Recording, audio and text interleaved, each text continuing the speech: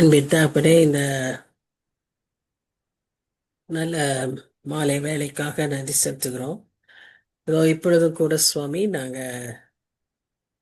பல தடைகளின் மத்தியில ஆண்டவரே இந்த ஸ்டடிக்காக ஒன்று சேர்ந்து வந்திருக்கிறோம். கிருபையாய் இனி மறுபடியும் வேற பிரச்சனைகள் எழும்பாதபடி நாங்கள் இந்த நேரத்தை உமக்குள்ளாக அனுசரிக்க எங்களுக்கு கிருபத்தாரும், கற்றுக்கொள்ள வேண்டியவைகளை கற்றுக்கொள்ள ஆவியானவர் எங்களுக்கு போதித்து தாரும். தடைகளை மாற்றி போடும் சுவாமி. மனம் சிதறாதபடி எங்கள் அட்டென்ஷன் ஃபோக்கஸ்டாக இருக்கிறதுக்கு நீர் கிருபத்தார். தாழ்த்தி ஒப்பு கொடுக்குறோம், பொறுப்பேற்றுக்கொள்ளும். நேசிக்கிற இயேசு கிறிஸ்து மூலமாய் வேண்டிக் கொள்கிறோம் பிதாவே. ஆமென், ஆமென். சரி.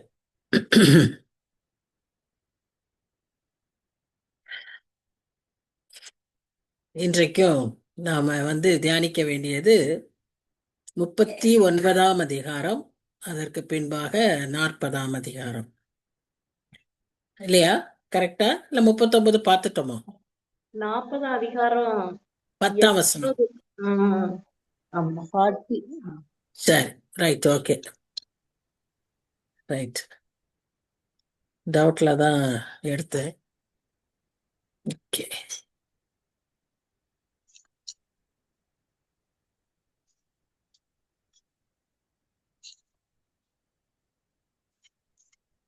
சின்ன டிஸ்டர்பன்ஸ் வந்தா நம்ம எவ்வளவு தூரம் அது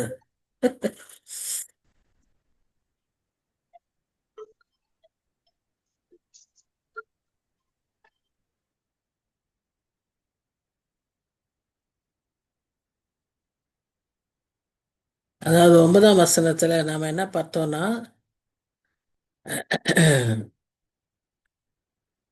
கர்த்தர் உங்களை பாதுகாப்பார், கர்த்தர் உங்களுக்கு எல்லாவற்றையும் செய்வார். ஏன்னா கர்த்தருடைய மகத்துவம் பெரிது, மனுஷருடைய மகத்துவம் மிகவும் அற்பமானது. புல்லை போல் உலர்ந்து பூவை போல் உதிர்ந்து போகும் என்று முந்தின வசனங்களில பேசுவதை நாம் பார்த்தோம். இப்பொழுது அந்த 9ஆம் வசனத்துல அவர் என்ன சொல்றாருன்னா, தீர்க்கதரிசி மூலமாக எருசலேமையும் சியோன் பர்வதத்துக்கு ரெண்டையும் சொல்லி என்ன சொல்றாருன்னா, நீ உனக்கு நான் கொடுத்த பாதுகாப்பு, நான் கொடுத்த உன்னுடைய மகிமை, என் வார்த்தைகளின் மூலமாக உனக்கு கொடுத்த ஆலோசனைகளை உனக்குள்ளாகவே நீ வைத்துக் கொள்ளாதே. நீ உரத்த சத்தமிட்டு கூப்பிடு, அதுவும் பயப்படாமல் சத்தமிட்டு கூப்பிடு. ஏன்னா இதோ உங்கள் தேவன் என்று சொல்லி என்னை பற்றி நீ பேசுன்னு சொல்லி கர்த்தர் அந்த எருசலேம் ஜனங்களுக்கு ஒரு ஒரு ஆலோசனையாக, ஒரு அறிவுரையாக சொல்வதை பார்க்கிறோம். கர்த்தர் எந்த சூழ்நிலையிலுமே அவருக்கு பிரியமான ஒரு காரியம் என்னன்னு சொன்னா, நாம சுவிசேஷத்தை அறிவிப்பது, அவரை பற்றி நாம் மற்றவர்களுக்கு சொல்லுவது, இது மிக மிக அவசியமா இருக்கிறதை நாம் பார்க்கிறோம். ஸோ இங்கேயும் அதே தான் அவரு சொல்றாரு, lift up your voice with strength. ஒரு விசுவாசிக்கு அவரை பற்றி அறிந்து கொள்வதும் அவரை பற்றி சொல்லுவதும் விட மேன்மையானது வேறு ஒன்றுமே இந்த உலகத்தில் இல்லை. இதனாலதான் பவுல் அவ்வளவு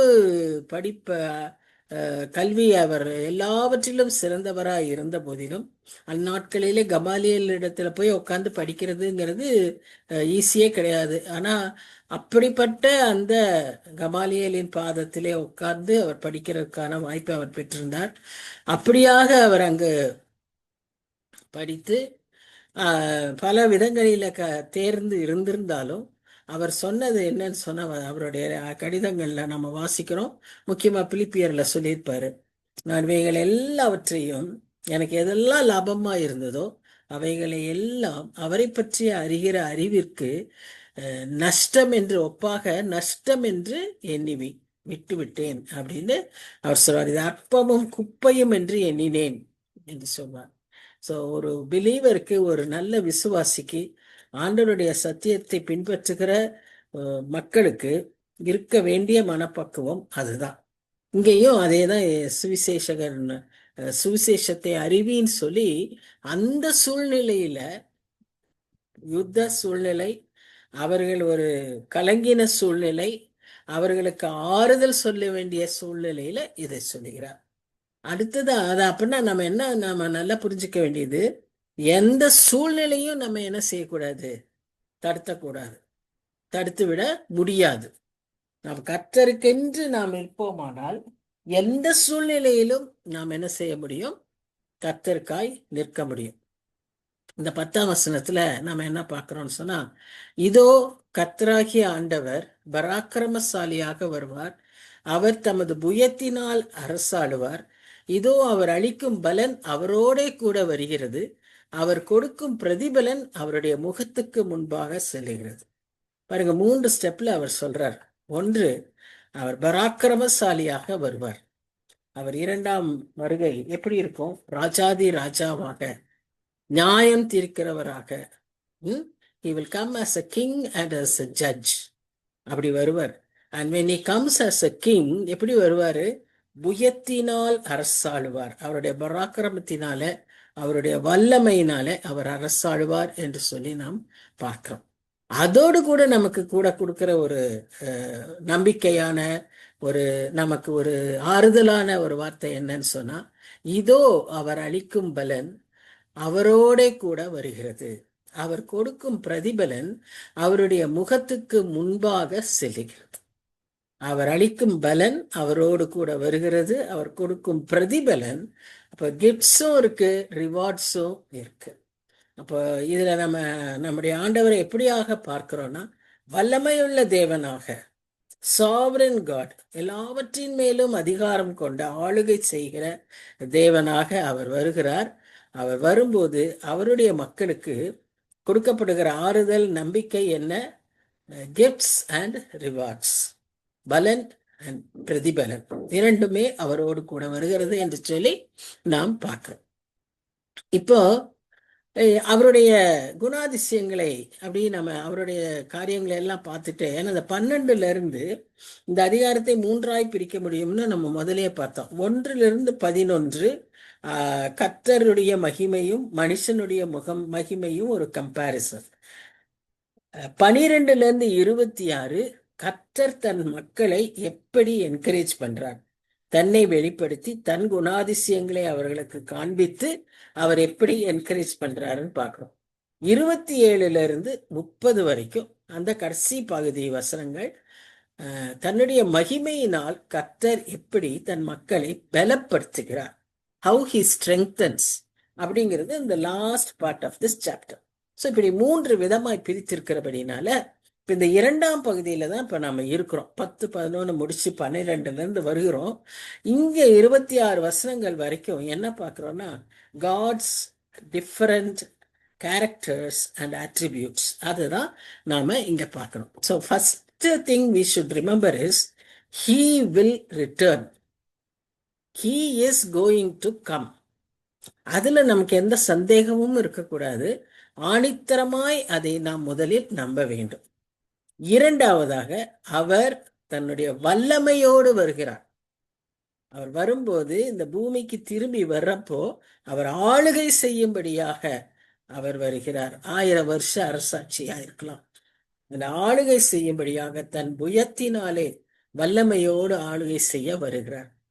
வந்து தன் ஜனங்களை அவர் என்ன செய்வார், தன் ஜனங்களுக்கு இந்த அரசாட்சி நடந்திருக்கும் போது தன் ஜனங்களுக்கு அவர் என்ன செய்யறாருன்னா பலனையும் பிரதிபலன்களையும் கொடுக்க விரும்புகிறார்.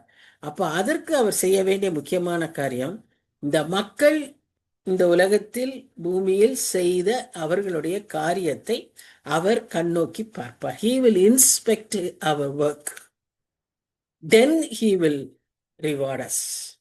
இதுதான் நாம் அவரை குறித்து பார்க்கிறது. அடுத்தபடியா 11ஆம் வசனத்துல அருமையான ஒரு உருவகம், இது நம்ம எல்லாருக்கும் பிடித்திருக்கும். எனக்கு ரொம்பவே பர்சனல் இந்த வசனம். மேய்ப்பனை போல தமது மந்தையை மேய்ப்பார், ஆட்டுக்குட்டிகளை தமது புயத்தினால் சேர்த்து தமது மடியிலே சுமந்து கரவலாடுகளை மெதுவாய் நடத்துவார். God is a good shepherd. When the Lord is your shepherd, you shall have no wants. தாழ்ச்சி அடையறதுக்கு உனக்கு ஒண்ணுமே இல்லை. ஏன்னா கர்த்தர் உன் மேய்ப்பராய் இருக்கிறார். அத கர்த்தர் என் மேய்ப்பராய் இருக்கிறாருங்கிறதே ஒரு பெரிய ஒரு சந்தோஷம். நம்ம எல்லாருக்கும் இந்த பாட்டெல்லாம் சில சமயங்கள்ல நம்ம எல்லாருக்குமே மனப்பாடமா தெரியும் இல்லையா? கர்த்தரின் மேய்ப்பர். அவர் எனக்கு என்ன சொல்ல, அவர் எப்படி இருக்காரு? என் கண்ணீரை துடைப்பார், இல்ல என்னை ஆற்றி தேற்றுவார். கண்டித்தாலும் நேசர் ஆற்றி தேற்றுவார். அப்போ ஒரு ரட்சகராக, ஒரு மெய்ப்பராக கர்த்தர் எனக்கு இருக்கிறார். எந்த ஷெப்பர்டுக்குமே, நீங்க எந்த ஷெப்பர்ட் படம் பார்த்தீங்கன்னாலும் ஒரு கொடூரமான ஒரு படமே பார்க்க மாட்டீங்க. அன்பான படமா தான் பார்ப்பீங்க. இந்த இது ஏன் எனக்கு பர்சனல்னா, ஐ மோர் லைக் திஸ் ஷீப். இந்த ஆடுகளை போல ஒரு ஒரு என்ன சொல்றது, மதியீனம், ஒரு அறிவீனம் என்னிடத்திலும் உண்டு. அதனால ஒரு நிறைய நேரங்கள்ல அவரை விட்டு தூரம் போகக்கூடிய வாய்ப்புகள் உண்டு. அப்படியே ஒரு மாதிரி மக்கு மாதிரி போயிடுவேன். Dumb and ignorant. அப்படியே ஷீப் ஆர் லைக் தட். ஆனா அந்த எப்பவுமே அந்த sheep has to be tended. அதை பத்திரமா கூட்டிட்டு வரணும். They are very vulnerable, they are weak. சில சீக்கிரமா கண்ணியில சிக்கிரும், சீக்கிரமா மேய்ப்பனை விட்டு தூரமா ஓடி போயிடும். அப்படியே போயிட்டே இருக்கும். நீங்க பாத்தீங்கன்னா ஆடுகள்ல ஒரு கூட்டமா வந்துட்டு இருந்தா அதுல ஒரு 2-3 ஆடுகளை பார்த்தீங்கன்னா அப்படி இப்படியே ட்ரிஃப்ட் ஆகி போயிட்டே இருக்கும். அந்த ஆடு மாதிரி தான் நானும். நிறைய சமயங்கள்ல கர்த்தருடைய சித்தத்தை வழியை விட்டு அப்படியே என்னோட இதில் அப்படியே போயிடுவேன் சில சமயம். பட் அவர் கையில வச்சிருக்கிற அந்த தடியும் கோலும் என்னை தேற்றும். அது எனக்கு ஆறுதலாகவும் இருக்கும், அது எனக்கு அடிக்கவும் செய்யும். தேவையான சமயத்தில் அடிச்சும், தேவையான சமயத்தில் எனக்கு இலைகளை பிடுங்கி கொடுத்தும் ப்ரொவைட் அண்ட் ப்ரொடெக்ட் அழகா செய்வார். அந்த மாதிரி என்னோட அவருடைய எனக்கும் அவருக்கு இருக்கிற உறவு. அது மாத்திரம் இல்ல, இந்த பிக்சர்ல பாக்குற மாதிரி அந்த ஆடுகள் இப்படி ரொம்ப அடிக்கடி ஓடிக்கிட்டே இருக்கு, சொன்னபடி கேட்க மாட்டேங்குதுன்னா என்ன செய்வார் தெரியுமா? அப்படிப்பட்ட ஆட்டை தூக்கி தோல் மேல வச்சுக்குவார். இப்ப நாம கூட நம்ம கிளாஸ்ல ரொம்ப குறும்பு செய்யறவங்கள தான் லீடர் ஆக்கிடுவோம். அப்படி லீடர் ஆக்கிட்டோம்னா அவங்க நல்லா பொறுப்பா செய்வாங்க. அப்புறம் மற்றவங்க எப்போ தப்பு செய்வாங்கன்னு இவங்களுக்கு தெரியும். ஏன்னா இவங்களே தான் தப்பு செய்யறவங்க, அதனால இவங்களுக்கு நல்லா தெரியும். So you will have discipline in the class. அதே மாதிரி தான் இவர் என்ன செய்வாருன்னா உடனே தோல் மேல தூக்கி வச்சுக்குவார். அந்த தோல் மேல இருக்கக்கூடிய ஆடு மாதிரி தான் நான் இருக்க விரும்புறேன். என்னையும் அவர் அப்படிதான் வச்சிருக்காருன்னு நான் நம்புறேன். ஆனா இன்னொரு விதமாகவும் ஆடை வச்சிருப்பாரு. அது எப்படி தெரியுமா? நீங்க அதை பார்த்தீங்கன்னா, மார்போடு சேர்த்து அணைத்துக் கொள்வார். அது யாரு? பலவீனம், week. Week in the sense physically also week. முடியாது, நடக்க முடியாது, அடிபட்டிருக்கும், இல்ல ரொம்ப இப்பதான் பிறந்த ஒரு குட்டியா இருக்கும். அப்போ அந்த குட்டியை அவர் என்ன செய்வாரு? தன்னோட சேர்த்து அரவணைத்துக் கொள்வார். ஒரு மேய்ப்பனா நம்ம ஆண்டவரை வச்சுக்கிட்டோம்னா நம்முடைய அந்த உறவே, the relationship with God, it become so meaningful and loving.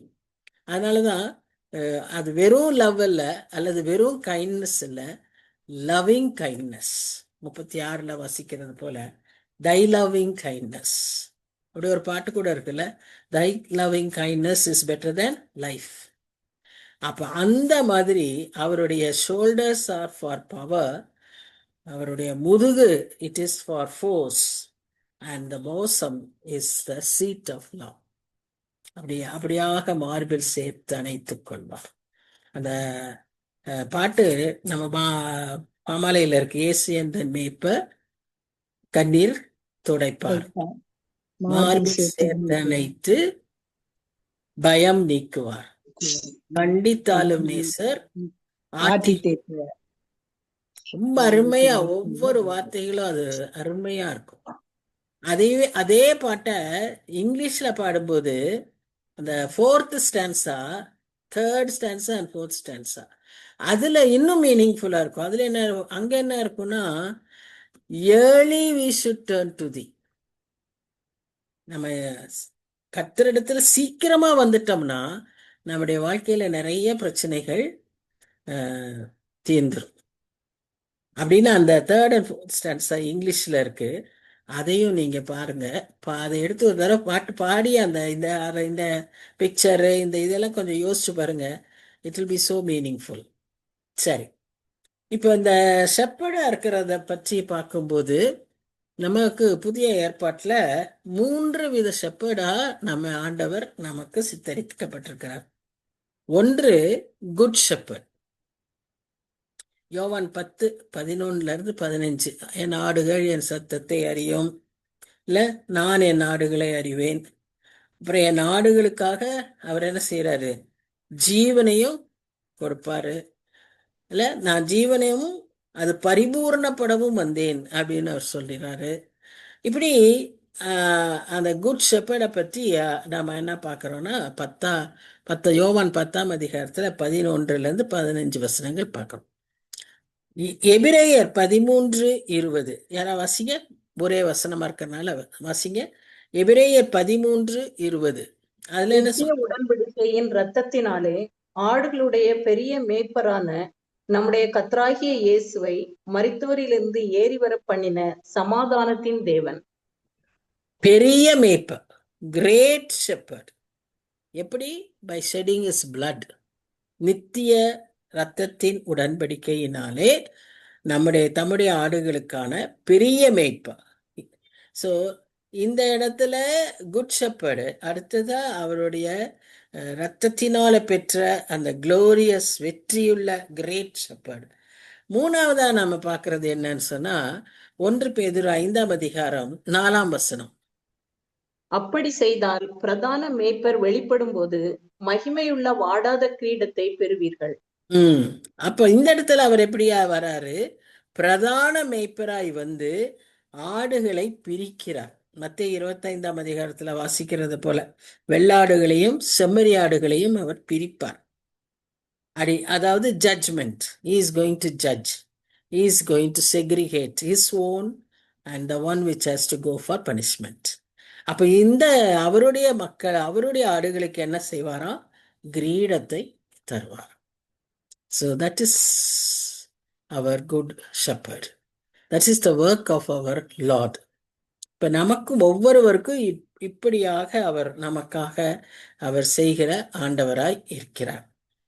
இதையெல்லாம் சொல்லிட்டு இப்ப இந்த 12ல இருந்து நம்ம என்ன பார்க்கிறோம்னு சொன்னா, தண்ணீர்கள், அதாவது 12ல இருந்து கர்த்தர் ஒரு கிரியேட்டராகவும் கர்த்தருடைய ஞானம் அளவற்றதாகவும் ஒரு ஸ்டேஜா அந்த வசனங்கள்ல நாம பார்க்கிறோம். இந்த முதல்ல 12வதுல பார்த்தீங்கன்னா யோபுல வாசிக்கிற மாதிரியே இருக்கும். யோபு புஸ்தகத்துல இது மாதிரிதான் யோபு சொல்வாரு. யோபு கிட்ட கர்த்தர் சொல்வாரு, வானங்களை ஜானளவாய் பிரமாணித்து பூமியின் மண்ணை மரக்காலில் அடுக்கி பர்வதங்களை துலாக்கோலாலும் மலைகளை தராசாலும் நிறுத்தவர் யார்? யாராவது மனுஷரால செய்ய முடியுமா? So that is this authority over all creation.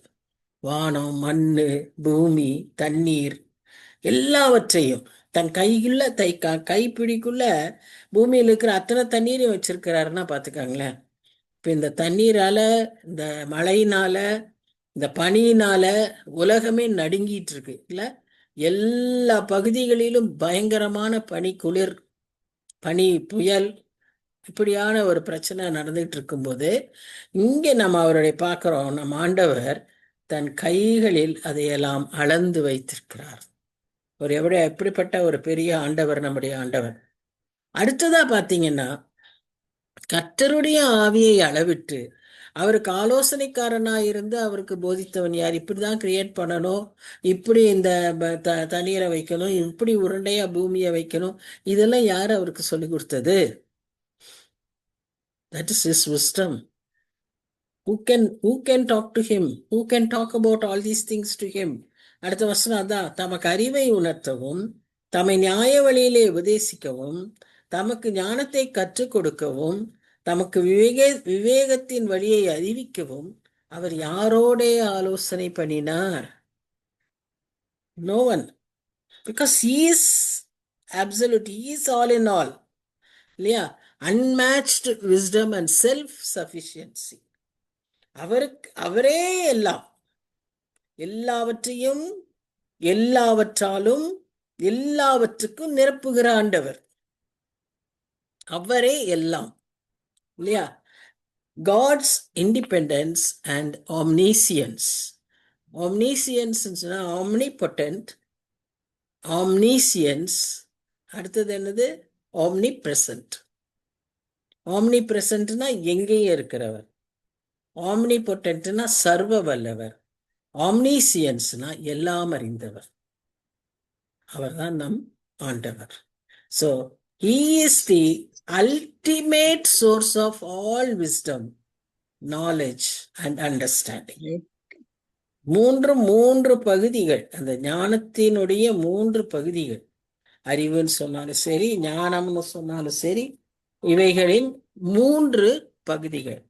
So wisdom, knowledge and understanding. Very, very sorry. Very sorry. Oh. Hello, ஜோனா போட்டிருப்பான், உங்களுக்கு சொல்லுவோம்.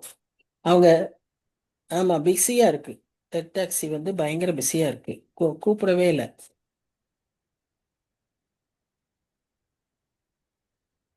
நீங்க ஜோனாக்கு சொல்லிட்டு பண்ணுங்க.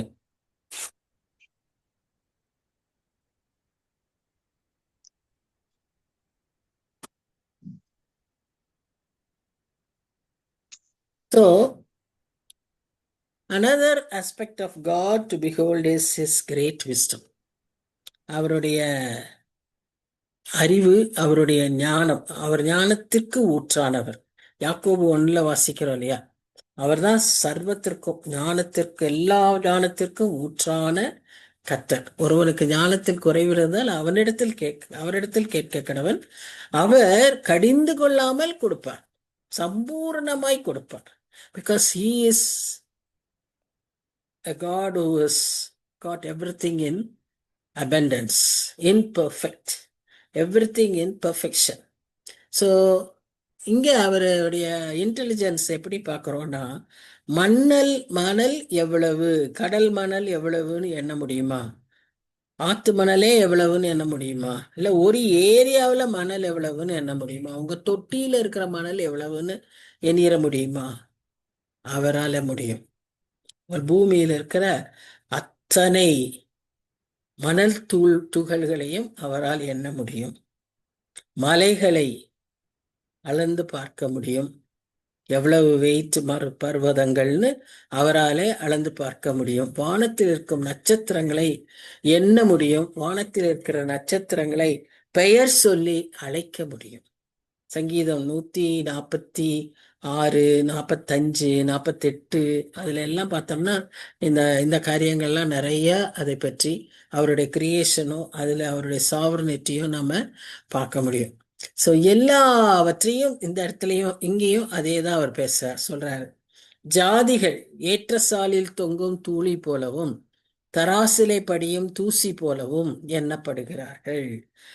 அவர் வந்து பீப்புளுக்கு எவ்வளவு பீப்புளை வந்து ஒரு இதில் வச்சிருக்கிறாருன்னா, ஒரு தராசில் இருக்கிற தூசி மாதிரி இப்படி தட்டி விடுவாங்க இல்லையா, அது மாதிரி. அல்லது ஏற்ற சாலில் தொங்கும், ஏற்றம்னா தெரியும்ல, தண்ணீர் எடுப்பாங்களா, கிணத்துல இருந்து அப்படி எடுப்பாங்க இல்லையா, மாடுகளை கட்டி எடுப்பாங்க, அதுக்கு ஒரு பெரிய ஒரு இது தொங்கும், ஒரு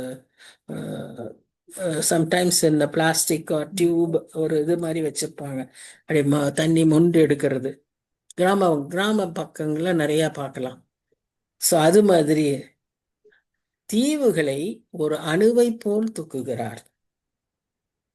லீபனோன் எரிக்கும் விறகுக்கு போதாது. லீபனோன் தான் அந்நாட்களில பெரிய காடு.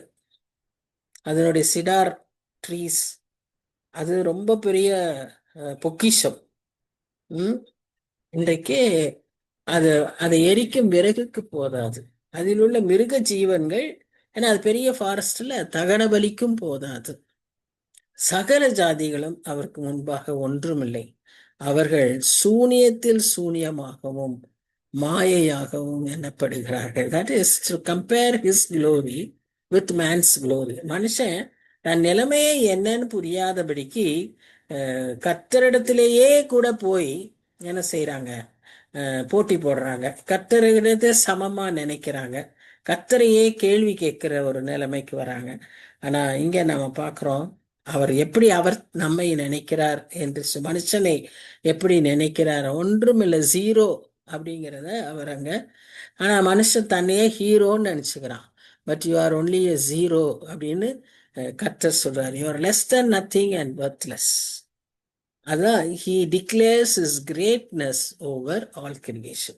அந்த கிரேட்னஸை நம்மால புரிஞ்சுக்கவே முடியாது. இப்படிப்பட்ட ஒரு பெரிய மகத்துவம் உள்ள தேவன்.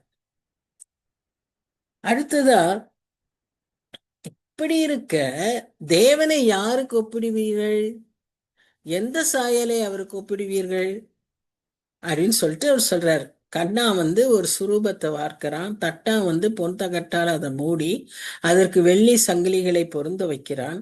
அதற்கு கொடுக்க வகையில்லாதவன் உளுத்து போகாத மரத்தை தெரிந்து கொண்டு அசையாத ஒரு சுரூபத்தை செய்யும்படி நிபுணனான ஒரு தெச்சனை தேடுகிறான். அன்னைக்கு கூட இன்னைக்கு இருக்கிற மாதிரியே தான், they used to have every house, every clan, every community used to have their own idols. இன்னைக்கு இந்த குல தெய்வம்னு சொல்றாங்க. வீடுகள்ல வாசல்ல அந்தந்த வீட்டுக்கு, அந்தந்த குடும்பத்துக்கு, அந்தந்த ஜாதிக்கு அப்படின்லாம் தெய்வங்கள் வைத்துக்கிறாங்க பாருங்க. இந்த காரியம் அன்னைக்கே இருந்துச்சு. அது வசதிக்கு ஏற்ற மாதிரி தங்கத்துல, வெள்ளியில, இல்லைன்னா மரத்துல, இப்படியெல்லாம் அவங்க செய்துட்டு இருந்தாங்க. ஆனா அதெல்லாம் எந்த எந்த விதத்திலேயும் இப்படிப்பட்ட சர்வ வல்லமையுள்ள, சர்வ ஞானமுள்ள, சகலத்தின் மேலும் அதிகாரம் கொண்ட கர்த்தருக்கு இணையில்லை அப்படிங்கிறது தான் அவர் அங்க சொல்றாரு. ஏன்னா அதெல்லாம் மனுஷனால உண்டாக்கப்பட்டது. அதெல்லாம் சீக்கிரம் அழிந்து போகும். மரம்னு வச்சுக்கோங்களேன், ஒரு நெருப்பு வந்தா கம்ப்ளீட்டா எரிஞ்சு போயிடும். இப்போ அந்த வெள்ளி பொண்ணெல்லாம் திருடப்பட்டு போயிடும். மனுஷனே உண்டாக்குறான், மனுஷனே திருடி போயிடும். அதுக்குரிய அந்த ஒரு மதிப்பு, அதுக்குரிய அந்த ஒரு இது, அதுக்கு இருக்க தெய்வீகத்தன்மை அதெல்லாம் கிடையாது. ஏன்னா it is all made by human hands. ஆனா அதே சமயத்துல நம்முடைய கர்த்தர் நித்திய நித்திய கர்த்தராய் இருக்கிறார் இல்லையா? அதனால this serves as a comforting reassurance for believers, knowing that their trust is placed in a God who is eternal and unchanging. மாறாதவர், நித்திய கடவுள். ஸோ இப்படிப்பட்ட தெய்வத்தை மற்ற விக்கிரகங்களோடு எந்த விதத்தில் நம்ம கம்பேர் பண்ண முடியும்? அதை நாம கம்பேர் பண்ணவே முடியாது. நீங்கள் அறியீர்களா? நீங்கள் கேள்விப்படவில்லையா? ஆதி முதல் உங்களுக்கு தெரிவிக்கப்படவில்லையா? அந்த எருசலேம் ஜாதிகளை, எருசலேம் குடிகளை பார்த்து தீர்க்கதரிசி மூலமா கர்த்தர் கேட்டுக்கிட்டே வராரு. பூமி அஸ்திபாரப்பட்டது முதல் உணராதிருக்கிறீர்களா? இப்படிப்பட்ட ஒரு மகத்துவமுள்ள ஆண்டவர் உங்களுக்கு இருக்கிறாருன்னு நீங்க தெரியாம போய் விக்கிரகங்கள் பின்னாலேயும் மனுஷர்கள் முன்னால மனுஷர்கள்ட்ட போய் உங்களை விற்று போடுகிறீர்களே, இவரை பற்றி நீங்க அறியலையா அப்படின்னு சொல்லிட்டு அவர் அடுத்ததா சொல்றாரு, அவர் பூமி உருண்டையின் மேல் வீற்றிருக்கிறவர். பாருங்க, அன்றைக்கே அந்த பூமி உருண்டையா இருந்தது அப்படிங்கிறத அவர் சொல்றார். வேதத்துல சொல்லப்பட்டிருக்கு, பூமி வேற எந்த ஷேப்பும் இல்லை. எர்த் இஸ் அ ஸ்பியர்னு இன்னைக்கு லேட்டர் டேஸ்ல கண்டுபிடிச்சாங்க பெரிய பெரிய சயின்டிஸ்ட். அதுவே பல விதமான ஆப்போசிஷனுக்கு அப்புறம் தான் அது அக்செப்ட் பண்ணப்பட்டுச்சு. But we read in the Bible that God is sitting over the globe அப்படிங்கிறத நம்ம பார்க்கிறோம். அதன் குடிகள் வெட்டுக்கிளிகளைப் போல இருக்கிறார்கள். அவர் வானங்களை மெல்லிய திரையாக பரப்பி அவைகளை குடியிருக்கிறதான கூடாரமாக விரிக்கிறார். அவர் பிரபுக்களை மாயையாக்கி பூமியின் நியாயாதிபதிகளை அவாந்தரம் ஆக்குகிறார். எல்லாரையும் he brings them down. அவங்க தங்களை பிரபுக்கள், பெரிய பெரிய ஜட்ஜஸ் அப்படின்லாம் நினைக்கிறாங்களா, ஒன்றும் இல்லைன்னு சொல்லி கடைசியில் சொல்றாரு, அவர் திரும்ப நாட்டப்படுவதில்லை, விதைக்கப்படுவதும் இல்லை, அவர்களுடைய அடிமரம் திரும்ப பூமியிலே வேர்விடுவதும் இல்லை, அவர்கள் மேல் அவர் ஊதவே பட்டு போவார்கள், பெருங்காற்று அவர்களை ஒரு துரும்பை போல் அடித்து கொண்டு போகும். இன்னைக்கு பெருங்காற்று அவர்களை துரும்பை போல் அடித்து கொண்டு போகுங்கிறத கண்ணாலேயே பார்க்கிறோம். பனிக்காற்று, வெள்ளம், புயல், பயங்கரமான காரியங்களை இன்றைக்கும் நாம கண்ணால பார்க்கிறோம். இப்படி இருக்க என்னை யாருக்கு ஒப்பிடுவீர்கள், எனக்கு யாரை நிகராக்குவீர்கள் என்று பரிசுத்தர் சொல்லுகிறார். உங்கள் கண்களை ஏறெடுத்து பாருங்கள், அவைகளை சிருஷ்டித்தவர் யார்? என்னைக்காவது ஒரு நாளாவது நம்மை சுற்றி இருக்கிற படைப்புகளை பற்றி யோசிச்சதுண்டா? இந்த வின்டர் சீசன்ல கொஞ்சம் ரொம்ப பனி, டிசம்பர் மாசம்லாம் இல்லை, பொதுவா எங்க வீட்டுல கிட்ட நிறைய சின்ன சின்ன மரங்க தான். இந்த முருங்கை மரம், அப்புறம் இந்த முள்ளு மரம், அப்புறம் வாழை மரம், இப்படி எல்லாம் கொஞ்சம் சுற்றி கொஞ்சம் மரங்க இருக்கு. நம்ம வீட்டில் இல்லைனாலும் நம்ம காம்பவுண்டுக்கு அப்புறம் அந்த பக்கம் இருக்கிற எம்டி ஸ்பேசஸ்ல நிறைய இப்படி மரங்கள் இருக்கு.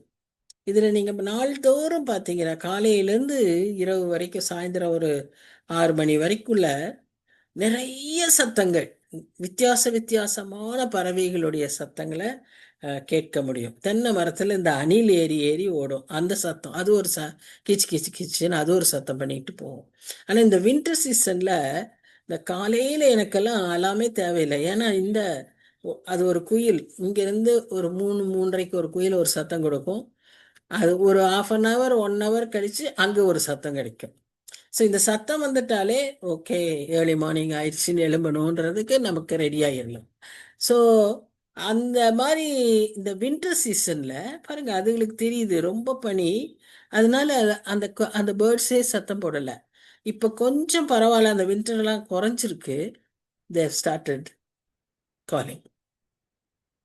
ஆச்சரியம். அது போய் நல்லா கூண்டு பார்த்தீங்கன்னா குயில் இருக்கு, செம்பூத்து இருக்கு, ராபின்ஸ் இருக்கு, அந்த பேப்லர்ஸ் இருக்கு, பேரட்ஸ் இருக்கு. இதெல்லாம் இப்படி சும்மா நின்று பார்த்தாலே நம்ம பார்க்க முடியுது. அவ்வளவு கர்த்தர். அதான் நான் சொல்றேன், ஒரு நாள் சும்மா இப்படி நின்று வானத்தை பாருங்க, அதுல இருக்கிற சந்திரன், அதுல இருக்கிற நட்சத்திரங்களை பாருங்க. அதே போல அதையெல்லாம் பார்க்கும்போது கர்த்தரை துதியுங்க, அவருடைய அறிவை யோசிங்க, இப்படி எல்லாம் அவரால் படைக்க முடிஞ்சது. அதை பார்த்தாலே ஒரு அழகு இல்லையா? அதை பார்க்கறதுக்காக பிளானிட்டோரியம் போய் உட்காந்து பார்க்கறாங்க. வானத்துல பார்க்கும்போது அப்படி அழகு இருக்கு. ஆனா இதெல்லாம் படைத்தவர் நம் ஆண்டவர். பெயர் சொல்லி அழைப்பாராம். அவரால் என்ன முடியுமா? இதெல்லாம் யோசிச்சு பார்க்கவே முடியல. அவர் அவைகளின் சேனையை லக்கதிட்டமாக புறப்பட பண்ணி அவைகளையெல்லாம் பேர் பேராக அழைக்கிறாராமே. அவருடைய மகா பலத்தினாலும் அவருடைய மகா வல்லமையினாலும் அவைகளில் ஒன்றும் குறையாமல் இருக்கிறது.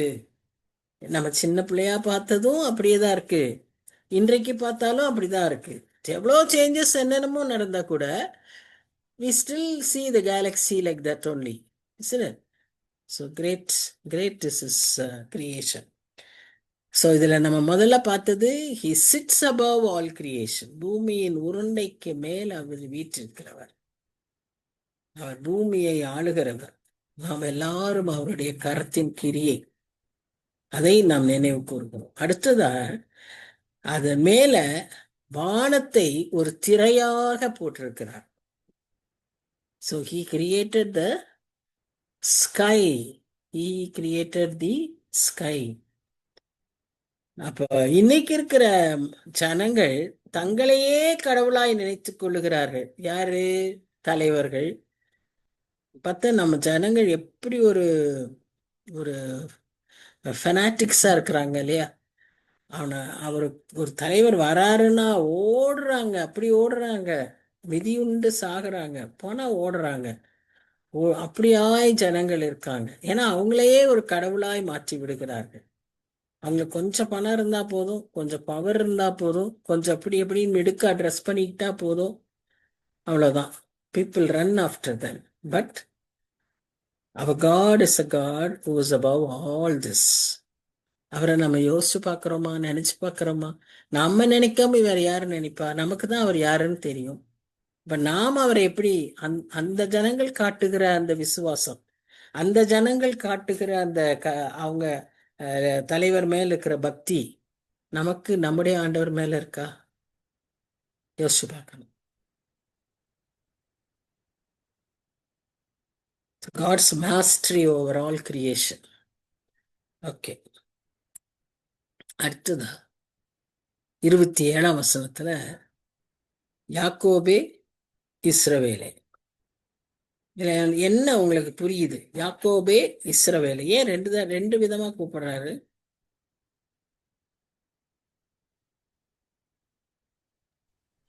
யாக்கோபு தான் இஸ்ரவேல்னு பேரை மாத்தினாரு. ம் யாக்கோபுங்கிற பேரை தான் அவர் இஸ்ரவேல்னு. ஆனா இங்க யாக்கோபே இஸ்ரவேலே இஸ்ரவேல் ரெண்டும் ஒரே இதுதான். இஸ்ரவேல் வம்சம் chosen people.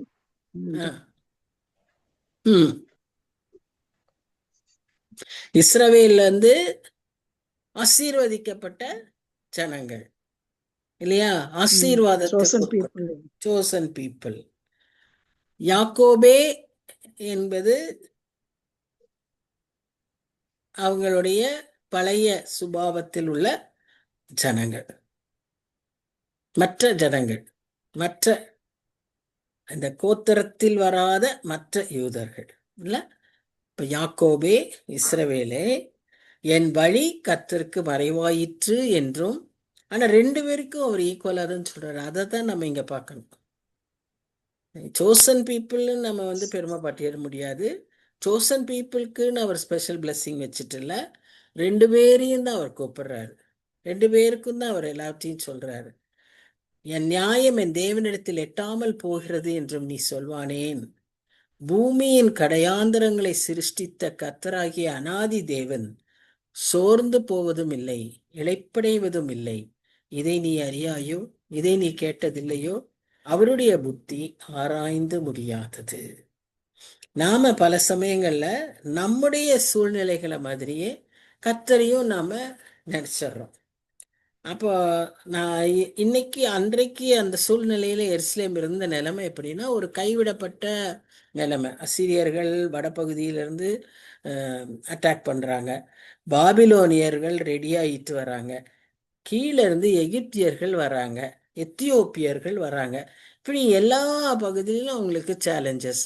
அப்போ அதனால அவங்க அதனாலதான் முதல் தொடக்கத்திலேயே நம்ம என்ன பார்த்தோம்னா, கம்ஃபர்ட் மை பீப்புள்னு வரும். என் ஜனங்களை ஆற்றுங்கள், தேற்றுங்கள். முதல் வசனமே அதான்.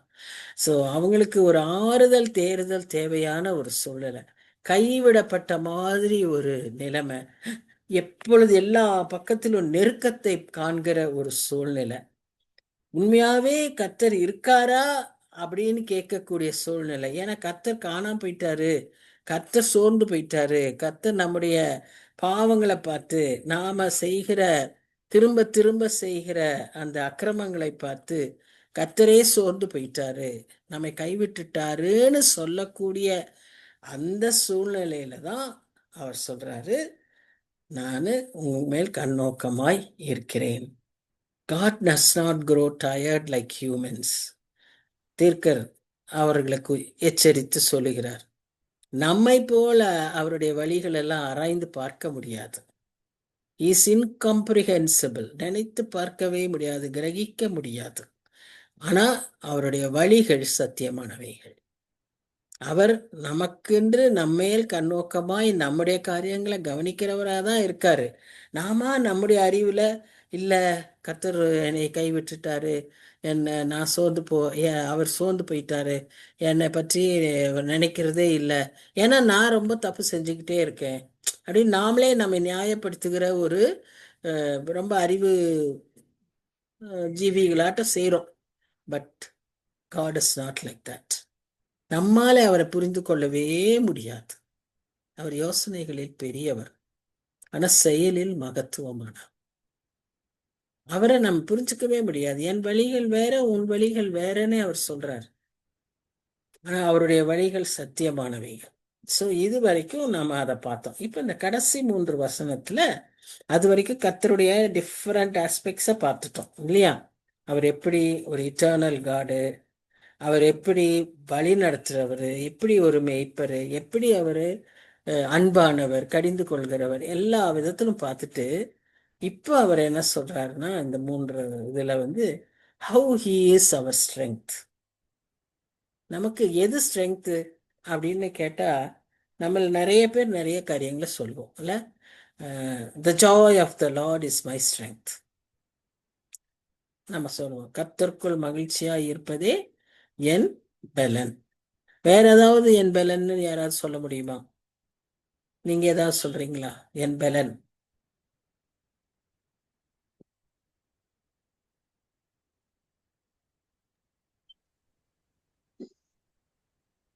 கர்த்தருக்கு காத்திருக்கிறவர்கள் புதுபலன்.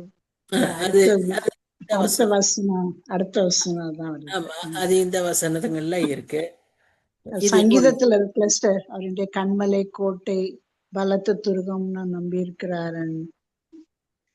ஆனா என் பலன், என் பலன் பலன் கர்த்தராகிய ஆண்டவர் என் பலன், அவர் என் கால்களை மான் கால்கள் போலாக்கி உயர் ஸ்தலங்களில் நடக்க பண்ணுகிறார்னு வருது ம், அந்த இடத்துல. ம், ம், ம். ஏ புதிய ஏற்பாட்டை ஏதாவது சொல்ல முடியுமா?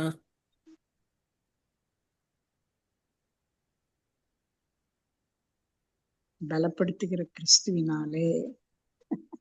ஆமா, அதுல பின்பகுதி பாருங்க, அடுத்த வசனம். When I am weak, I am strong. Strong. When I am weak, I am strong. என்னை பலப்படுத்துகிற கிறிஸ்துவினால எல்லாவற்றையும் செய்ய எனக்கு பலன் உண்டு. பலன் உண்டு. பலன் உண்டு. அதுக்கு அடுத்த வசனத்தை பாருங்க, அதுக்கு பின்னால என் பலவீனத்தில் நான் பலவடைகிறேன். என் பலன் எதுன்னா அதுல அவர் சொல்லுவாரு, என் பலவீனத்தை குறித்து நான் மேன்மை பாராட்டற்கு நான் தயங்கவே மாட்டேன். ஏன்னா when I am weak only I am strong. ஏன்னா அதுலதான் அவருடைய கிருபை பூரணமாய் உன் பலவீனத்தில் என் பவுலுக்கு சொல்லுவார்ல, கிருபை பூரணமாய் விளங்கும். சோ அந்த பலன்ங்கிறது பலன் பூரணமாய் விளங்கும். அப்போ இங்க அவர் என்ன சொல்றாரு, இருப்பது என் பலன். அதான் நான் கர்த்தரில் பலன் கொள்கிற மனுஷன், நான் பலத்தின் மேல் பலன் அடைகிறேன். சங்கீதம் 84:5. பலன், பலத்தின் மேல் பலன் அடைகிறேன். பாருங்க, நான் பலவீனன் அல்ல, நான் பலவான் என்று சொல்லுகிறேன். அந்த கர்த்தருக்குள் மகிழ்ச்சியா இருப்பது என் பலன். சோ நிறைய நமக்கு பலன்கிறது நிறைய இருக்கு. நான் கர்த்தருக்குள் பலப்படுகிறேன். இப்ப இங்க அவர் அதான் சொல்றாரு, நான் உங்களுக்கு பலன் தருகிறேன். சோர்ந்து போகிறவனுக்கு அவர் பலன் கொடுத்து. இங்கெல்லாம் நம்ம என்ன பார்த்தோம்? ஜாய், சந்தோஷமா இருக்கிறது, நான் கர்த்தருக்குள்ள பலன் அடைகிறேன் அப்படிங்கறதெல்லாம் ஒரு ஒரு ஸ்டேட்டஸ், ஒரு நிலைமையில இருக்கிறோம். ஆனா இங்க நீ சோர்ந்து போயிட்ட, உன்னை எல்லாரும் கைவிட்டாங்கன்னு நினைச்சிட்ட, எனக்கு என்னைய பத்தி நினைக்கிறக்கே ஆள் இல்லைன்னு நினைச்சிட்ட, என்னால நீ ஒன்னும் செய்ய முடியாது, ஒரு அடி கூட எடுத்து வைக்க முடியாது. எவ்வளவு சமயத்துல நம்ம யோசிக்கிறோம் இல்லையா? சில சமயம் தினமுமே யோசிக்கிறோம், இதுக்கு மேல ஒரு ஸ்டெப்பு முடியாது சாமி, அவ்வளவுதான், எனக்கு இனிமே தாங்கவே முடியாது. ஆனா அந்த சூழ்நிலையில தான் அவர் என்ன சொல்றாரு, உனக்கு நான் பலன் கொடுத்து சத்துவம் இல்லாதவனுக்கு சத்துவத்தை பெருக பண்ணுகிறது. எப்பேற்பட்ட தேவன் பாருங்க. கொஞ்சமும் பலன் இல்லை, சத்துவமே இல்லை. ஹாஸ்பிட்டலுக்கு போனால் 4 பாட்டில் ட்ரிப்ஸ் ஏற்றணும்னு சொல்லுவாங்க. அப்படிப்பட்ட ஒரு நிலைமை, சத்துவமே இல்லாமல். ஆனால் அப்போ தான் அவர் என்ன சொல்கிறாரு? சத்துவத்தை பெற என் கால்களை என்ன செய்கிறாரா? மான் கால்களை போல் ஆக்குறாரு. கால்களை போலாக்குகிறேன். உட்கார்ந்துருக்க நம்ம அத்தனை பேரும் சொல்லக்கூடிய ஒரு வலி என்ன? கால்வலி. கால்வலி. கால்வலி இல்லாத ஒரு ஆள் இந்த கூட்டத்தில் இல்லை. எல்லாருக்கும் கால்வலி இருக்கு. ஆனா இந்த வசனத்தை தான் நம்ம சொல்லிக்கணும். கர்த்தர் எனக்கு பலன் தருவார், என் கால்களை மான் கால்களை போல் ஆக்கி உயர்ந்த ஸ்தலத்துல என்னை நிறுத்துவார் அப்படின்னு நாம இந்த வசனத்தை கிளைம் பண்ணி தான் இந்த பலவீனத்தை மேற்கொள்ள வேண்டும். இளைஞர் இளைப்படைந்து சோர்ந்து போவார்கள். நம்ம மாதிரி இருக்கிறவங்க கொஞ்சம் தூரம் நடந்துட்டு அச்சுன்னு உட்காந்துட்டா அது ஓகே. பட் இவங்க இளைஞர்கள்லாம் எப்படி உட்காடுறாங்க? இப்படி பார்த்துருக்கீங்களா? இன்னைக்கு நம்ம பிள்ளைங்களா, ஐயோ அம்மா டயர்டா இருக்கு, இவ்வளவுதான், கொஞ்சம் தூரம் தான், அதுக்குள்ள டயர்ட் ஆயிடுச்சு. வாலிபரும் இடறி விழுவார்கள். ஆனா கர்த்தருக்கு காத்திருக்கிறவர்களோ புது பலன் அடைந்து கழுகுகளைப் போல செட்டைகளை அடித்து எழும்புவார்கள். அவர்கள் ஓடினாலும் இளைப்பார்கள், நடந்தாலும் சோர்ந்து போவார்கள். இதுல கொஞ்சம் நம்ம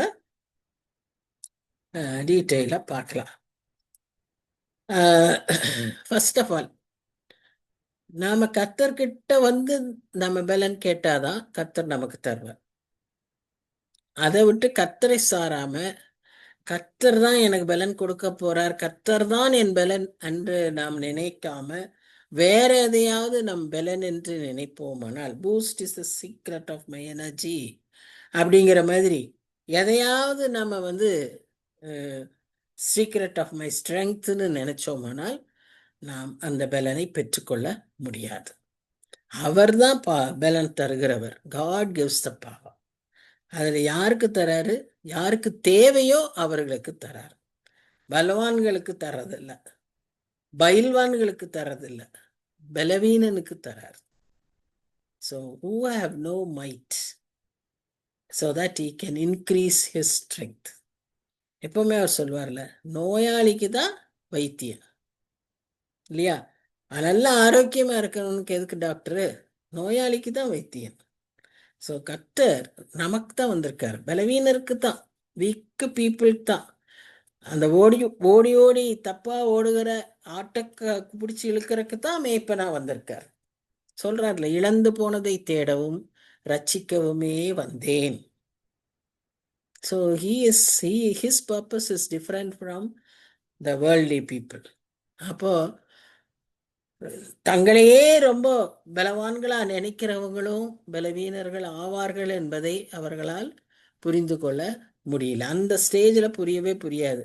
அவங்க நினைப்பாங்க தாங்களால் எல்லாம் சாதிச்சிட முடியும், தாங்களால் எல்லாம் செஞ்சிட முடியும் அப்படின்னு அவங்க நினைப்பாங்க. நம்மளையும் ஒன்றும் முடியாதுன்னு ஒதுக்கியும் வைப்பாங்க. But a day will come when they will also lose their strength. But when we wait on the Lord, we get our strength renewed. The renewal அப்படிங்கிறது என்ன அர்த்தம்னா, எக்ஸ்சேஞ்ச் அப்படிங்கிற மாதிரி. நம்ம பலவீனத்தை அவர்கிட்ட கொடுத்துட்டு அவர்கிட்ட இருந்து அந்த பலனை வாங்கிக்கிறது. எக்ஸ்சேஞ்ச் ஒரு அப்படி ஒரு டீல், நமக்கும் ஆண்டவருக்கும் ஒரு டீல். நாம நம்முடைய எல்லா பலவீனங்களும் அவர்கிட்ட கொடுத்துடணும் சிலுவையில். அவர் அங்கிருந்து நமக்கு என்ன தராரு? அந்த பலனை நமக்கு தரார், புதிதாய் தருகிறார். புட்டிங் ஆன் ஃப்ரெஷ் ஸ்ட்ரென்த், ஒரு புதுசா இப்படி சிலுத்துக்கிட்டு எழும்புற மாதிரி அப்படி ஒரு அனுபவத்தை அவர் தரார். இங்க கழுகுன்னு ஒரு உதாரணத்தை கொடுத்திருக்கிறாங்க. கழுகை பற்றி உங்களுக்கு என்ன தெரியும்? கழுகை பற்றி ஏதாவது தெரியுமா? ஏஜ் ஆறப்ப மலை மேல ஏறி அந்த ஃபெதர்ஸ் எல்லாம் இது பண்ணிட்டு திரும்ப புது ஃபெதர்ஸ் அதுல முளைக்கும். கோயிங் அதனுடைய விஷன் ரொம்ப ரொம்ப ஸ்ட்ராங்கா, ஐ மீன் கொஞ்சம் ரொம்ப பவர்ஃபுல்லா இருக்கும். எவ்வளவு ஹைட்டுக்கு போனாலும் it can see what's going on earth. ம். உம் ரீடா உம் என்னமோ சொல்றீங்க, சொல்லுங்க.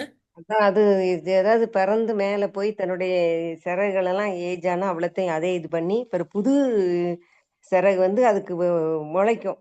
அதனாலதான் ம். திரும்ப வாழ வயது போலாகிறதுங்கிற மாதிரி ம். அதோடைய இது வந்து ஏஜ் ஆன பிறகு மறுபடியும் இது எங்க ஆகும். அதே மாதிரி நம்மளை கம்பேர் பண்ணி நமக்கு சங்கீதக்காரன் கூட எழுதியிருக்காரு, உன் வயது கழுகுகளை போல உன் வயது திரும்ப வாழ வயது போலாகிறது. கழுகுக்கு ஒரு ஸ்ட்ரென்த் வந்து நமக்கு கிடைக்கும். அது எப்படி ஏஜ் ஆன பிறகு பழசெல்லாம் இது பண்ணி போட்டு புது சிறகு வச்சு அது பறந்து போகுதோ, அதே ம். போல நம்மளும் முதிர் வயதிலும் கனித்தந்து புஷ்டியும் பசுமையுமா இருப்போம் கழுகுகளை போல. அச்சா, அதான் நம்மளை அச்சா. கம்பேர் பண்ணி கழுகு எவ்வளவு இருக்கு. அருமையா ஒரு பிரசங்கத்தை நடத்திட்டாங்க பாருங்க.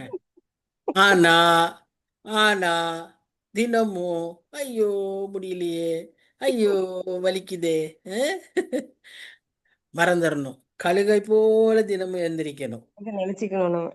அம்மா தூங்கும்போது கர்த்தர் நமக்கு ஒரு புது பலனை தருகிறார்னு சொல்லி ஒவ்வொரு காலையிலையும் ஜெபித்து நம்ம அதற்கு நன்றி சொல்லும்போது நிச்சயமாய் நம்மையும் அப்படி கழுகு போல பலன் கொள்ள செய்வார். எங்க இந்த வசனம் அங்க இருக்கு, இது மாதிரி இன்னொரு வசனம் எங்க இருக்கு சொல்லுங்க. இப்ப நீங்க சொன்னீங்களே கழுகு போல வாழ வயதுலாம், அது எந்த வசனம்? காத்திருக்கிற புது பலன் அடைந்து கழுகுகளை கர்த்தருக்கு காத்திருக்கிறவர்களோ புது பலன் அது அடைந்து இது அது இல்ல வசனம் இல்ல இது. சங்கீதத்துல இருக்கு. ஆமா, 150 சங்கீதம். எந்த சங்கீதம்? கர்த்தருக்கு காத்திரு. டக்குன்னு மனசுல வரல. உம் 103ஆம் சங்கீதத்துல இருக்குல்ல. கழுகுக்கு சமானமான வயது. ஆஹ் ஆமா ஆமா ஆஹ் ஆமா, திரும்ப உன் கழுகுக்கு வயது சமானமான வயது வாழவை. திரும்ப வாழ வயது போல ஆமா, ஒவ்வொரு நியூ வாழ இயர்லயும் வயது. அதை நம்ம வாசிப்போம். ஒவ்வொரு அவர் நியூ தமது கிரியைகளை மோசைக்கும் ஃபேமிலியில அது ஒரு பிராக்டிஸா இருக்கும். அக்கிரமங்களை எல்லாம் மன்னித்து நோய்களை எல்லாம் ஆமா குணமாக்கி அப்படின்னுட்டு அவன் இந்த துன்பங்கள் அடுத்தது எல்லாம் வரும். குணமாக்கி உன் பிராணனை அழிவுக்குள்ளாக்கி மீட்டு. ஆமா. ஸோ இது அதுதான் இது. இப்ப நீங்க சொன்னதே தான். ஏதாவது 40 இயர்ஸ் வரைக்கும் அது பாட்டுக்கு இருக்கும். 40 இயர்ஸ் ஆன உடனே அதோடைய ஏஜிங், உடனே அது என்ன செய்யும், அதோடைய ரெக்கையெல்லாம், ஏன்னா இது நீங்க எல்லாரும் சொன்னது போல அது மற்ற பேர்ட்ஸ் மாதிரி இல்லை. அது ரொம்ப உயரமாய் பறக்கிற ஒரு பேர்டு. அதுக்கு இந்த மாதிரி பறக்கிறதுக்கு பேர் என்னன்னா, இப்ப மற்ற காக்காலாம் பார்த்தீங்கன்னா இப்படி இப்படி செட்டை அடிச்சுட்டு பறக்கும் இல்லையா. இது ஆக்சுவலா செட்டையே அடிக்காது. நீங்க பார்த்துருக்கீங்களா? சோரிங். அப்படியே யா குட். சோரிங். ஒரு ஃப்ளைட் மாதிரி அப்படியே தான் சோர் சோரிங் பண்ணிட்டு. Soaring soaring. Correct, soaring. And அதோட கூட இது எங்க போகும், ரொம்ப உயரத்துக்கு போயிடும்.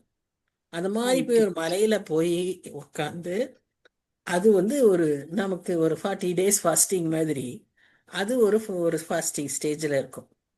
அந்த டைம்ல அதால சாப்பிட முடியாது. ஏன்னா முதல்ல என்ன பண்ணுன்னா அதோடைய பீக்கையே போய் அந்த பாறையில இடிச்சு இடிச்சு இடிச்சு அந்த பீக்ல இருக்கிற மேல இருக்கிற அந்த இதை ஷார்பன் பண்ணும். நம்ம கத்தியெல்லாம் சாணம் பிடிக்கிறோம்ல, அது மாதிரி அந்த பீக்கை போய் அது செய்யும். அதுக்கப்புறம் அது கால் நகங்களை எல்லாம் அது ஷார்பன் பண்ணும். ஏன்னா இது ரெண்டும் அதோடைய இறைக்கான முக்கிய காரம். அப்புறம் இந்த பறக்கறக்கான இந்த ரெக்கைகள், சிறகுகள், இதெல்லாம் அதுவே பிடுங்கி பிடுங்கி எடுத்துட்டு அது வளர்ற வரைக்கும் அது காத்திருக்கும். அது வளரும்போது புது ஸ்ட்ரெங்தோட, புது மெருகோட, புது பலனோட வரும். சரி, இது கழுகுனுடைய காரியம். அந்த கழுகு இருந்த அந்த நிலைமையில நாமும் கர்த்தருக்கு காத்திருக்கும் போது, ஒருவேளை சாப்பிடாம, ஒருவேளை நம்முடைய தேவையற்ற காரியங்களை எல்லாம் நாமளே பிடுங்கி எடுக்கின்ற நிறைய ரத்தம்லாம் வரும். ஏன்னா ரெக்கையெல்லாம் பிடுங்கி எடுத்தா எப்படி வரும், உயிரோடு இருக்கும்போது எவ்வளோ வலிக்கும். நாமும் நமக்கு வேண்டாத காரியங்களை எல்லாம் பிடுங்கி பிடுங்கி எடுத்து நம்முடைய காரியங்களை எல்லாம் தூக்கி வீசினா கர்த்தர் நமக்கு ஒரு புது பலனை, ஒரு புது மெருக கொடுப்பார். இந்த லென்டன் டேஸ் வருது நமக்கு. அந்த நாட்களுக்கும் இது நல்ல பொருந்தும். இந்த இந்த சிந்தனை நல்ல பொருந்தும். சரி, இதுல இன்னும் கூட ஒரு 2 வித்தியாசமான ஒரு மீனிங் இருக்கு.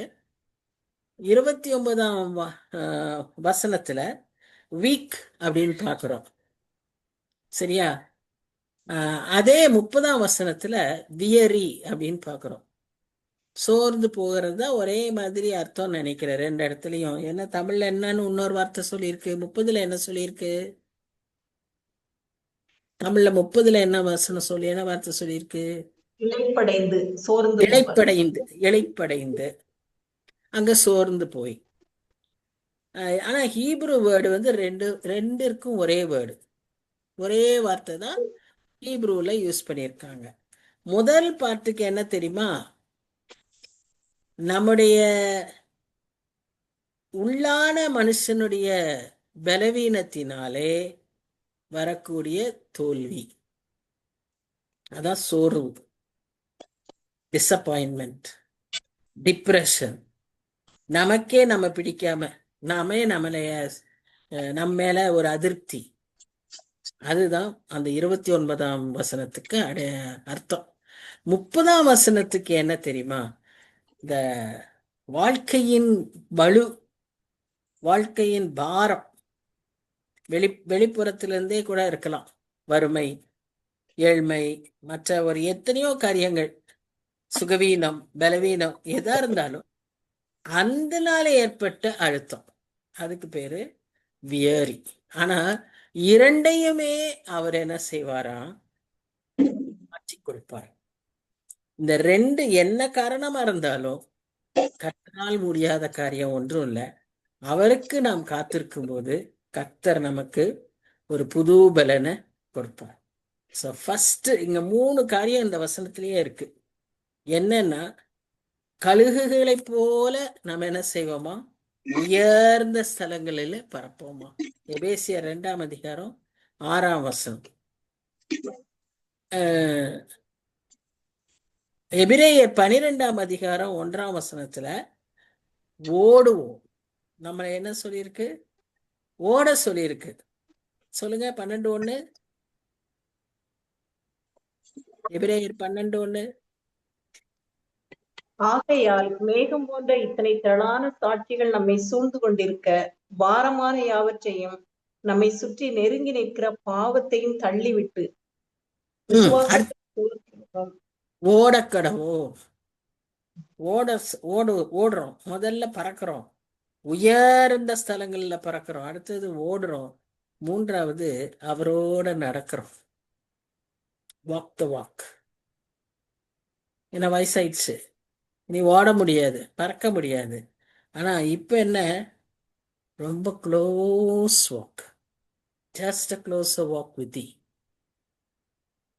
அருமையான பாடல்கள் இருக்கு, எல்லாம் மெடிடேட்டிங் சாங்ஸ், நல்ல தியானத்துக்கான ஒரு சாங்ஸ் எல்லாம் இருக்கு. I went to the garden alone, அவரோடு கூட நெருங்கி நடக்கிற ஜீவியம். ஸோ இப்ப கேள்வி என்னன்னா, முதல்ல நம்ம வீக்குன்னு உணர்ந்தாதான் நமக்கு ஸ்ட்ரென்த்து. நான் ஸ்ட்ராங்குன்னு நினைச்சா உனக்கு ஸ்ட்ரென்த்தே கிடையாது. அப்ப நம்ம வீக்கா இருக்கிறது, பவுல் சொல்றது போல, நம்ம வீக்கா இருக்கிறதுக்கு நாம என்ன சொல்லணும்? சந்தோஷப்படணும், மேன்மைப்படணும். அப்பதான் கர்த்தருடைய கிருபையும் ஸ்ட்ரென்த்தும் நமக்கு கிடைக்கும். So have you sensed your weakness? Have you sensed your feebleness? Weakness வேற, ஃபீபிள்னஸ் வேற. Have you been hearing his voice? மேய்ப்பனாய் என் ஆடுகள் என் சத்தத்தை அறியும். எவ்வளோ கான்ஃபிடென்ட்டா சொல்றார். வேற சத்தத்துக்கு அது போகவே போகாது, என்னை தான் அது பின்பற்றும். இப்ப நம்ம எவ்வளோ கேர்ஃபுல்லா இருக்கணும். Have you been looking at others' sins? இதெல்லாம் நம்முடைய இதா இருக்கும்போது வீக்கா இருக்கும், ஃபீபிளா இருக்கிறோம், அவர் சத்தத்தை கேட்காம இருக்கிறோம். ஆனா நாம் என்ன பட்டிருக்கோம்னா அடுத்தவங்களையே பட்டிருக்கோம். நிறைய சமயத்துல நிறைய பேர் சொல்றதை கேட்டிருக்கேன். அருமையா இருந்தது இன்னைக்கு பிரசங்கம். இது நிச்சயமா என் தங்கச்சிக்கு தான், அது அவளுக்கே தான் அது பேசுனது, எனக்கு இல்லை. அவர் அவ்வளோ அருமையா பேசியிருக்காரு. அது எனக்குன்னு எடுத்துக்க முடியல, என் தங்கச்சிக்கு தான் அது, அவளுக்கு தான் அது. அந்த ரோல உட்காந்துருக்காளே, அவளுக்கு தான் அது. இவ்வளவு நாள் நம்ம யோசிக்கிறோம் அப்படி. Have you been looking at others' sins? ஏன் இந்த கேள்வி கேட்கிறோம்னு தெரியல, அதுல இருக்கு. He strengthens by the power of the Holy Spirit. எப்படி நம்மளை பலப்படுத்துறாரு? வசனத்தினால பலப்படுத்துறாரு, பரிசுத்த ஆவியானவரால பலப்படுத்துறாரு, இல்ல அப்போஸ்தலர் 1:4 நம்ம வசிக்கிறோம் இல்லையா? நீங்க எல்லாரும் காத்திருங்க, அப்போ நீங்க என்ன செய்வீங்க? பலன் அடைவீர்கள். பலன் அடைந்த பிறகு போய் நீங்க எல்லா பகுதிகளிலும் சாட்சிகளாயிருங்க. அப்புறம் எபேசியர் 3:16 நம்ம அப்படிதான் வாசிக்கிறோம். அதெல்லாம் தெளிவா நீங்க யாராவது சொன்னா நல்லா இருக்கும். But all only by the power of the Holy Spirit. Only by the power of the Holy Spirit. சங்கீதம் 106:13 பழைய ஏற்பாட்டில் ஆனாலும் சரி, எபேசியர் 3:16 ஆனாலும் சரி, அப்போஸ்தலர் 1:4 ஆனாலும் சரி, காத்திருந்து ஆவியானவருடைய பலனை பெற்றுக்கொள்ளும் போது நம்முடைய உள்ளான ஆத்துமா பலப்படும். உள்ளான மனுஷனில் நாம் பலப்படும் போது நாம் ஆண்டவருக்காய், சீஷர்களாய், கனித்தரும் மக்களாய், சாட்சிகளாய் வாழ முடியும். ஜெபிக்கலாம். அன்பின் பரலோக தகப்பனே, நன்றி செலுத்துகிறோம். இன்றைக்கும் பல பல தடைகளின் மத்தியில ஆண்டவரே இந்த நல்ல அதிகாரத்தை தியானிக்கும்படியாக, உம்முடைய மகத்துவத்தை புரிந்து கொள்ளும்படியாக, நீர் எப்படிப்பட்டவர், சர்வத்தையும் உண்டாக்கினவர், சகல அதிகாரம் கொண்டவர், ஆளுகிறவர், பலன் பிரதிபலன் கொடுக்கிறவர், ரிவார்ட்ஸ், இதெல்லாம் நாங்க பார்த்தோம் சுவாமி. நாங்க வாழ்க்கையின் பலவிதமான அழுத்தங்களினால, வாழ்க்கையின் பலவிதமான பளுக்களினால பலனிழந்து நாங்க when we become weary, இளைப்படைந்து போகும்போது, அதே சமயத்துல எங்களுடைய உள்ளான மனுஷனை நாங்க புதுப்பிக்காததினால, உள்ளான மனுஷனை வார்த்தையினாலேயும் ஆவியினாலேயும் பலப்படுத்தாததினால சோர்ந்து போயிருந்தாலும், எப்படிப்பட்ட நிலைமையிலும் எங்களை பலப்படுத்த வல்லமையுள்ள தேவனாய் நீர் இருக்கிறீர் என்று நாங்க பார்த்தோம் சுவாமி. நாங்க செய்ய வேண்டியதெல்லாம் எங்க நிலைமைய நாங்க உணரணும். We should accept first of all that we are weak. We should accept that we are feeble-minded. ஒரு நிலையா எங்களால யோசிக்க முடியாது, ஒரு டிசிஷன்ல நிக்க முடியாது, குந்தி குந்தி நடக்கிறவர்கள் தான் சுவாமி. இரு மனநிலை கொண்டவர்கள். நிலையான ஒரு steadfastness எங்கள்கிட்ட இல்ல. We realize that. Lord, we ask you to strengthen us. We need that strength, Lord. எங்களை பலப்படுத்துங்க. மற்றவர்களை குற்றம் பண்ணிட்டு இருக்காம எங்க நிலைமையை நாங்க உணர்ந்து எங்களை நாங்க சரி செய்து கொள்ள, குறிப்பா வர இருக்கிற இந்த நாட்களை நாங்க அதிகமாக இதை குறித்து தியானிக்கும்படியாக, யோசிக்கும்படியாக எங்களுக்கு நீர் கிருபை பாராட்டும்படியாய் ஜெபிக்கிறோம் சுவாமி. தயவா இறங்குங்க, காத்துக்கொள்ளுங்க, வழி நடத்துங்க. நேசிக்கிற இயேசு கிறிஸ்து மூலமாய் வேண்டிக் கொள்கிறோம் பிதாவே. ஆமென். ஆமென். Amen. Thank you, sister. Thank you. sister. Thank Good you, night. everyone. Bless Thank you all. you. Good night. Good night. Good night. God bless you all.